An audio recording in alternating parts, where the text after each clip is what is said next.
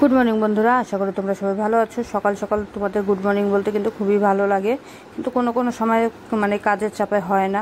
আরও কিছু আছে, সেটা আর বললাম না। তো মেয়েকে স্কুলে নিয়ে যাচ্ছি, আর 8টার আগে মেয়েকে স্কুলে ঢুকতে হবে, নাহলে তো গেটটা বন্ধ করে দিবে। তার জন্য খুব তাড়াহুড়ো করে আগে মেয়েকে স্কুলে ঢুকালাম, তারপরে কিন্তু আমি ভিডিও করতে শুরু করে দিয়েছি। দেখো, ভুটানের রুলসগুলোও কিন্তু খুব ভালো লাগে।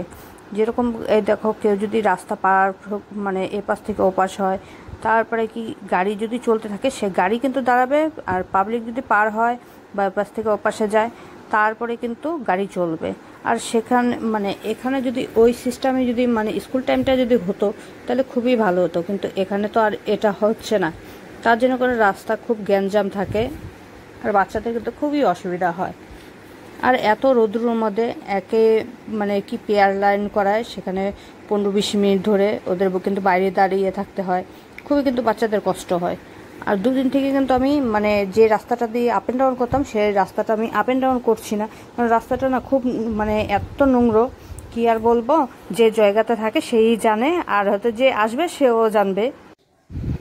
বন্ধুরা, আজ তো আমি ভিডিও ছাড়ার চেষ্টা করছি, ছাড়তে পারবো কিনা জানি না, কিন্তু কাল থেকে পারবো কিনা আরও জানি না। কারণ আমার মোবাইলটা আগেও বলেছি, মোবাইলটা একটু খারাপ আছে, মোবাইলটা ডিস্টার্ব দিচ্ছে। 100% চার্জ নিয়ে আমি বসছি এডিটিং করতে। তো আমি সকালে 1 ঘন্টা হাতে টাইম রাখি এডিটিং করার জন্য। তো সকালবেলায় বসেছিলাম, কিন্তু এডিটিং করতে পারিনি। আর 100% চার্জ নিয়ে বসার পরে একটা এডিটিং করতে গিয়েই ফট করে একদম মোবাইল 0% চার্জ দেখিয়ে মোবাইলই বন্ধ হয়ে যাচ্ছে। তো দুপুরবেলাও বসেছিলাম, কিন্তু দুপুরবেলাও সেম কেস হয়েছে। এখন আবার সন্ধ্যার সময় আমি বসেছি এডিটিং করার জন্য। আর আজ দেখো, সরষের তেল দিয়ে রুটি ভাজছি আর ডাল পরোটা বানাচ্ছি, কারণ মেয়েকে টিফিনে ডাল পরোটাই বানিয়ে দিয়েছি। মেয়ে কিন্তু ডাল পরোটা আর সস দিয়ে খায়, কিন্তু আলুর পরোটার সাথেও সস দিয়ে মেয়ে খাবে, কিন্তু সবজি দিয়ে কিন্তু খাবে না। তো সরষের তেলে ভাজলাম, কিন্তু অতটা ভালো হবে না।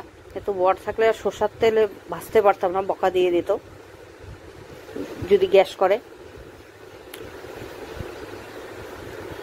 তো খেতে বসে পড়লাম, আবার জল আসার কিন্তু টাইম হয়ে গিয়েছে। নাকে মুখে ফটাফট খাওয়াটা ঢুকালাম, ঢুকানোর পরে এখন আমি জল ভরছি। জল এসে পড়েছে, তো কিছুক্ষণ জল পড়ছিল। তো জলটা ভরতে না যতটাই সোজা দেখা যায়, কিন্তু অতটাই কঠিন। এইভাবে একরকম করে বসে আমাকে আধা ঘন্টা জল ভরতে হয়। তারপরে পাটাও না সেই ঝিঝি করে ভাঁজ হয়ে থাকে অনেকক্ষণ থেকে, মাঝে মাঝে মনে হচ্ছে পা মুচকে গেল। তো বন্ধুরা, ভিডিওটা আমার কাছে কিন্তু অনেকটাই বড় আছে, রাত অবধি ব্লগটা আছে, কিন্তু আমি দিতে পারছি না, কারণ আমার ডিসপ্লেটা খুব ডিস্টার্ব করছে। তার জন্য ভিডিওটা আমি এতটুকুর মধ্যে ছাড়ার চেষ্টা করব। তো আজকের মতন ব্লগটা আমি এখানেই শেষ করলাম। তোমাদের যদি পছন্দ হয় অবশ্যই লাইক করবে, কমেন্ট করবে, শেয়ার করবে, সাবস্ক্রাইব করবে।